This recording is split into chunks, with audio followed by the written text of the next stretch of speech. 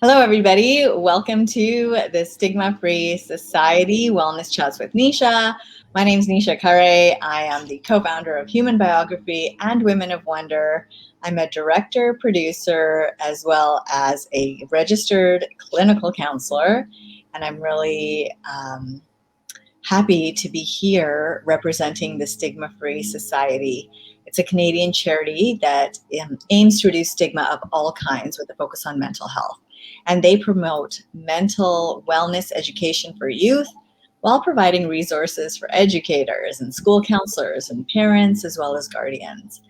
The Society's goal is to create awareness of the various stigmas that exist in the world and also develop an understanding of the challenges that numerous people face and encourage people to foster an acceptance of themselves and of others. To learn more, please visit www.stigmafreesociety.com. And so with that, I would like to introduce our wonderful guest today, Ben Olsen. Welcome, Ben. Thank you for having me. Great to have you here. So, Ben, why don't we just kind of go through a little bit of your bio. I'm just going to let everyone know a little bit about you. So, Ben grew up in a broken home until about age 10 and has contended with depression, anxiety, as well as OCD. And the impact of his trauma, coupled with his mental health conditions, left him at a serious deficit in virtually every domain of his life. Things were so bad that life had presented him with an ultimatum: continue to spiral downward or turn things around. In choosing the latter, Ben set off on a journey to discover the principles for living a profound life and now works to bring those principles to the public so they can do the same. So, Ben, that is quite the journey you've been on, and we'd really like to learn more about your journey. So perhaps you can tell us a bit about yourself and your story.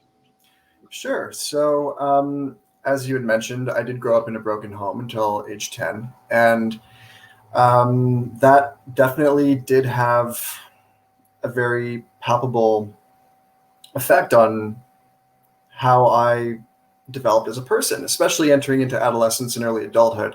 That's when it became particularly pronounced. And because of a series of unfortunate events, you could say, it did leave me at a deficit in all these different areas of my life. And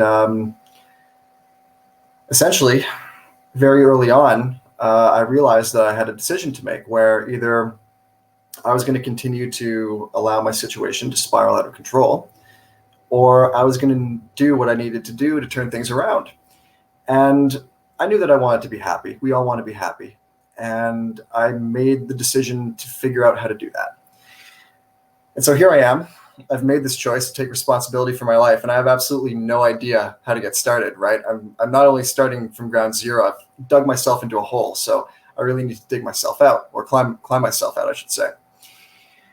And I decided that I'd start with fitness because it just seemed like an obvious thing that I could do to improve my life. At the time, my diet wasn't great. I was out of shape. I wasn't taking care of myself. And so I thought, okay, if I take care of my fitness, I think that would improve my life. So over the course of, I'm going to say 9 months, I went about cleaning up my diet, and I started going to the gym 4 to 5 days a week. And lo and behold, I accomplished that. I got fit.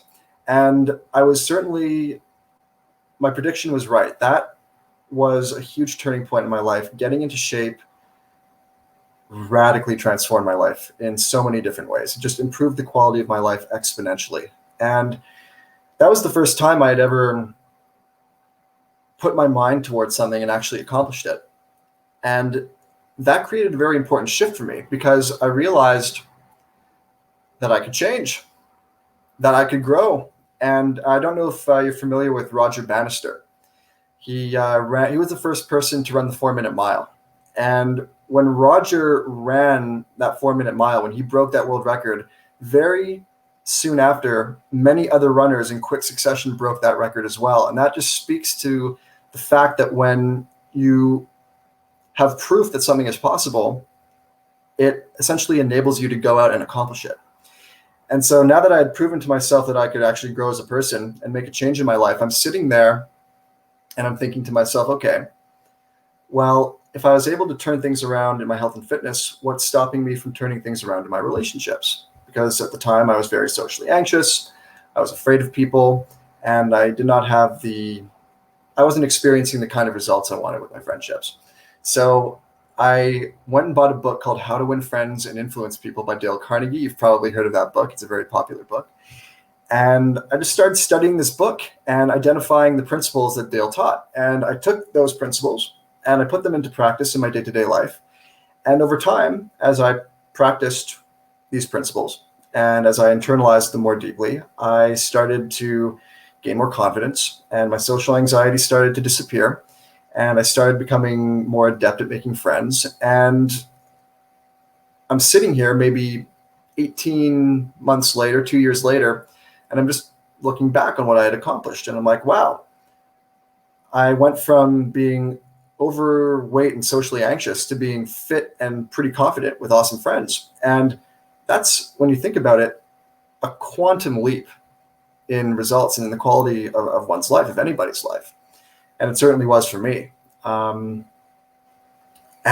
somewhere along the line, Nisha, by going through this process, it's like a philosophy in my mind started to take root where I recognized that I could apply this approach to any area of my life, whether it was my finances or my career/life purpose or my love life or my mental health.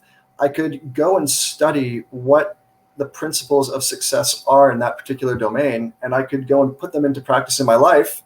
And in doing so, I could transform those different areas of my life. And the idea is that as you do this for principle after principle after principle, across all these different domains of life, a kind of snowball effect occurs where you start to build this very well-rounded, rich, meaningful life. And it's like a holistic kind of success. So that's where I am now. And I'm proud to say that I'm very happy today and my life is beautiful. And it wasn't without a lot of hard work and many years of dedication, but here we are. That's amazing. It sounds like such a shift, so much change. And so maybe you could tell us a bit about what was it like for you to grow up with mental illness? How did that impact you? Yeah. So I have suffered, and I'm hesitant to say I continue to suffer because I haven't suffered for a while, but I am someone with lived experience of depression, anxiety, and OCD. And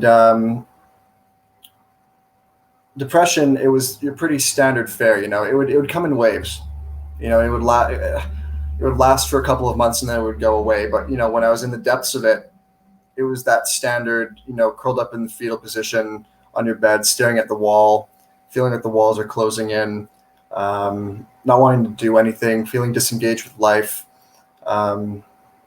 just a general sense of dissatisfaction and pain, and heaviness. That's really how I would characterize depression, at least my experience of it. As far as anxiety goes, panic attacks, and a generalized sense of fear. But I think the toughest one was definitely the OCD, because from what I understand of OCD, it manifests in different ways. You can have cleanliness and order, you can have various physical rituals, and there's a subtype of OCD that's relatively uncommon called pure obsessional disorder. And I don't know if you're familiar with pure obsessional disorder, but pure obsessional disorder is when there aren't any physical rituals. You aren't carrying out anything in the external world, let's say. The rituals occur in your mind. And so you have mental rituals. And I had that particular subtype of OCD for at least a couple of years, and it was horrible. It was really terrible, because you're desperately going through all these mental rituals in your mind, trying to undo some perceived negative consequence that's going to come about if you don't carry out the ritual. Can you give me an example of like a ritual in the mind? Yeah. I almost feel silly saying it out loud because it's so irrational. But the way that Puro works is that it tends to prey on your insecurities and your greatest fears. So when I was turning my life around, I had this fear that I was going to regress. And so if I didn't say a certain expression in my head a certain number of times, then I would regress back. And so I had to say this. I had to say it over and over again in my head. I had to, like, quote unquote, figure out the answer in order to undo the stress. But the terrible irony of it all is that there is no answer. You just keep.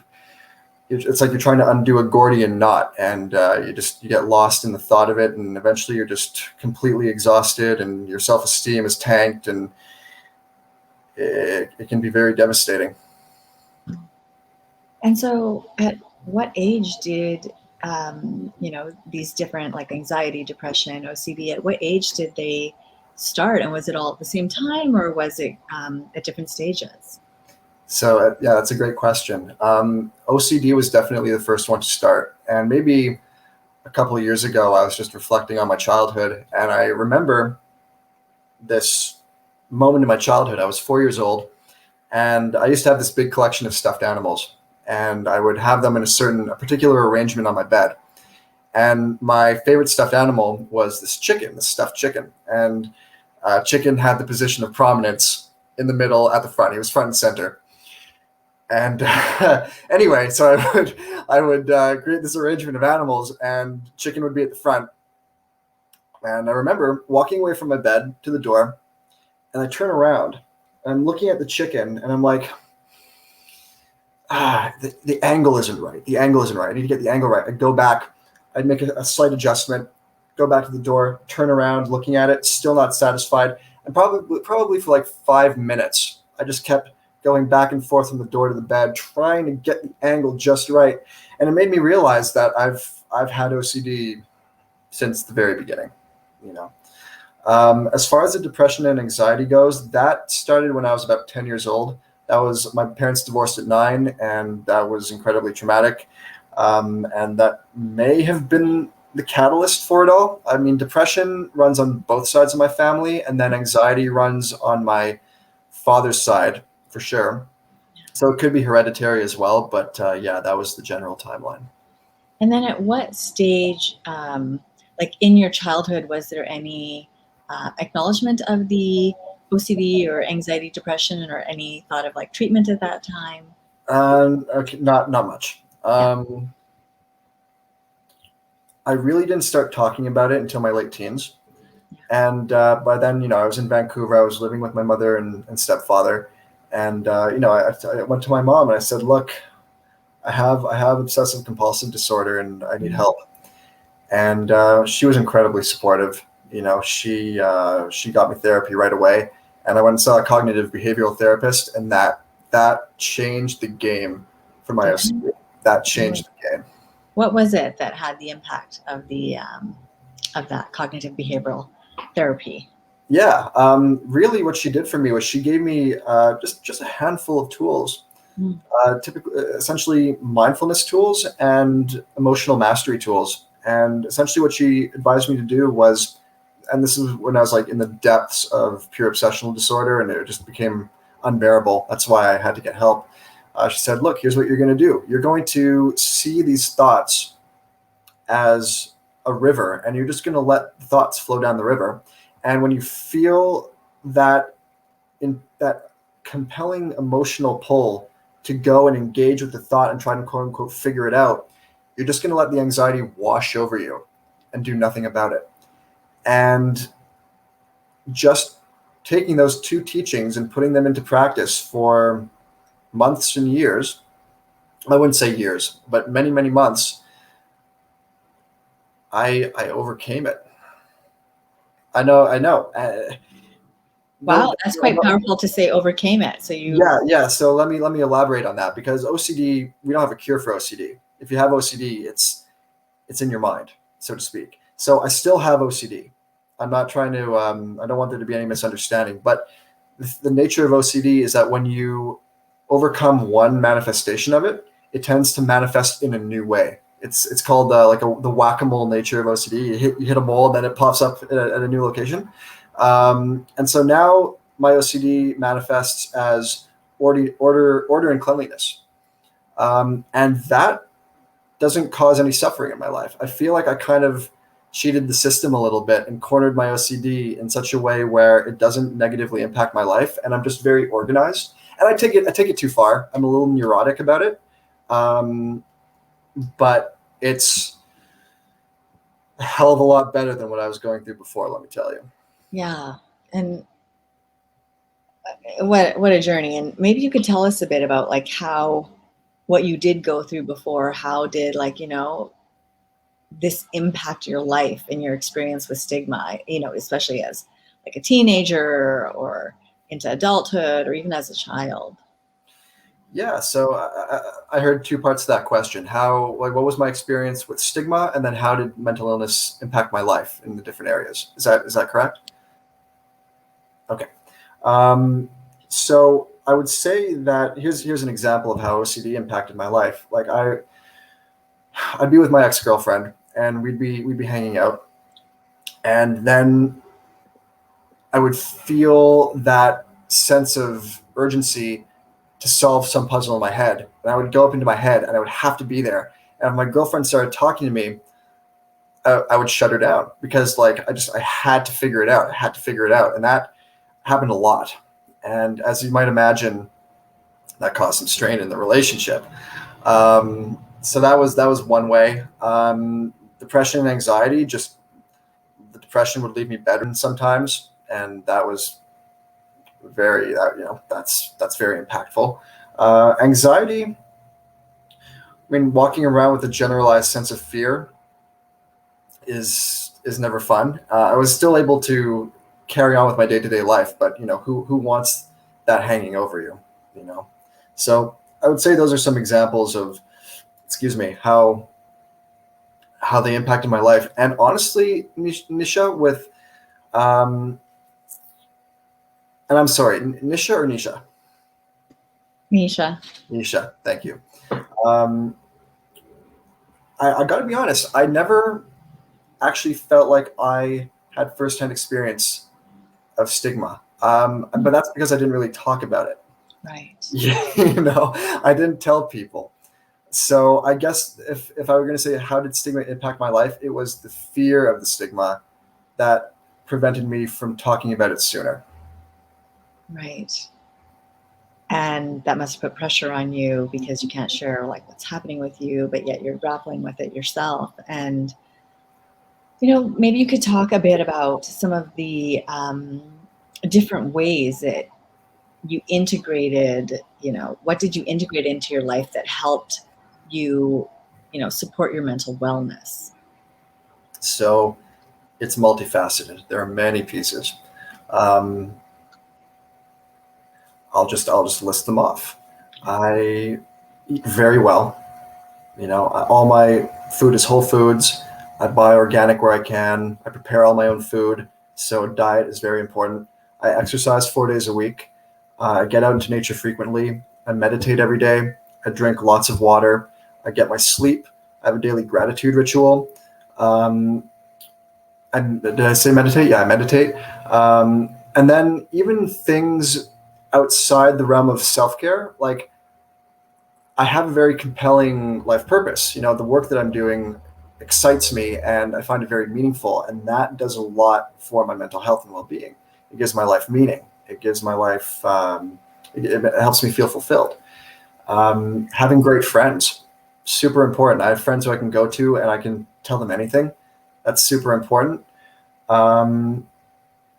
And then learning about human psychology. You know, it's a great investment of your time to learn about the mechanics of the mind, because that is knowledge that you can practically apply in your life and use that as leverage to grow and to enhance your well-being. So just off the top of my head, those are some of the things that I do. Oh, and I don't drink and I don't do drugs. I don't smoke cigarettes. I don't even drink coffee. A lot of people might find that a little extreme, and I'm not saying everyone should do that, but I'm just saying that that's what I do. And it really goes a long way to making me feel good. I think all those things sound amazing, and especially that you're seeing that it's working and it's helping. The food aspect is really fascinating to me because, can you tell us a bit, I believe in eating healthy. Can you tell us a bit about like why that's an important part of your healing, Yeah. foods? Yeah. So I consider your physical health to be the foundation, because at the end of the day, we navigate this life using our minds and our bodies. That's the machine we have. And so we want it running in top order. Um, your food, the food that you consume, is the fuel you put into your body, right? So if you think of your body as a car, let's say, if you put high quality fuel into the car, it's going to run well. And if you put low quality fuel into the car, it's not going to run well, and it's going to break down, and there are going to be all sorts of problems. So you want to eat whole foods. You want to eat nutritious whole foods. And I'm not going to sit here and offer diet advice because I'm not a registered nutrition. And personally, I don't diet. I just eat foods that obviously are good for me. I eat lots of vegetables. I make really healthy smoothies. I stay away from refined sugars. I'm primarily a vegetarian. I'm like 99%. Once in a while, my mom will bring over something homemade, and I just can't resist and eat it with meat, and I break my rule. But yeah, the food that you put in your body is super important. Why is it also important for you to speak about your experiences with mental illness?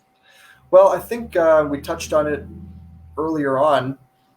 Just for me personally, it's important because the more you talk about it and get it out there, the more you normalize it. And when something is normalized, then by definition, it isn't stigmatized. So that's why it's important. And then people feel more inclined to speak about their own experiences and get the help they need. And that just contributes to the collective well-being of the world. And do you have tips for anyone who may be, struggling with sharing their experiences right now, but maybe perhaps thinking they would like to share or speak about it and are worried about how they might be perceived? Yeah. Well, if it were me personally, I would start with the person that I trust the most. Who are you closest to? For me, it was my mother. I went to my mother and I told her that I had this issue, and that opened the door for me. So that might be your mother, that might be someone else. But if you're feeling hesitant to talk about it, choose the person in your life who's got your back more than anyone, and go to them and talk to them about it. That's a great approach. And so then you start to feel comfortable, and maybe you'll open up to more people, and then it just builds from there. It's fantastic. And so where has your mental health journey taken you on a professional or academic level?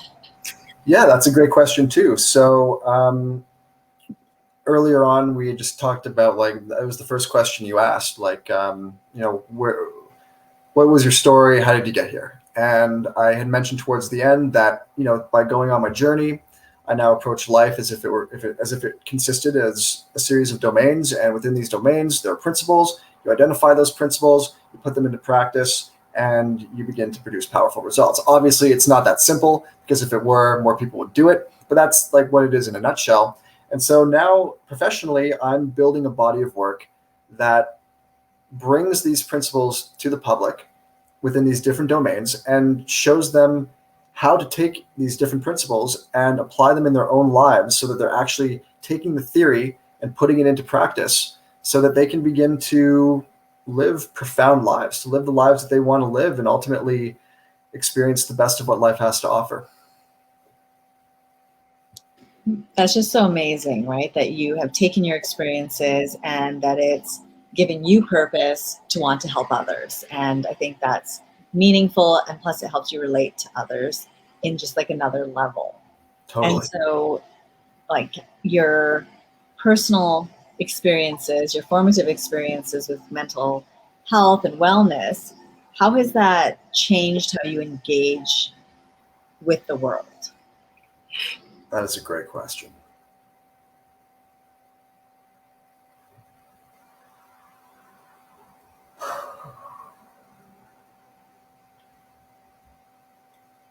Well, I think in a number of ways. I think that it's definitely humbled me, just understanding the depth of pain that mental illness can cause, and then coming out the other side, it humbles you. And I know that there are people who have it a lot worse than I do. I mean, there are degrees of severity for anxiety, degrees of severity for depression, degrees of severity for OCD. And, I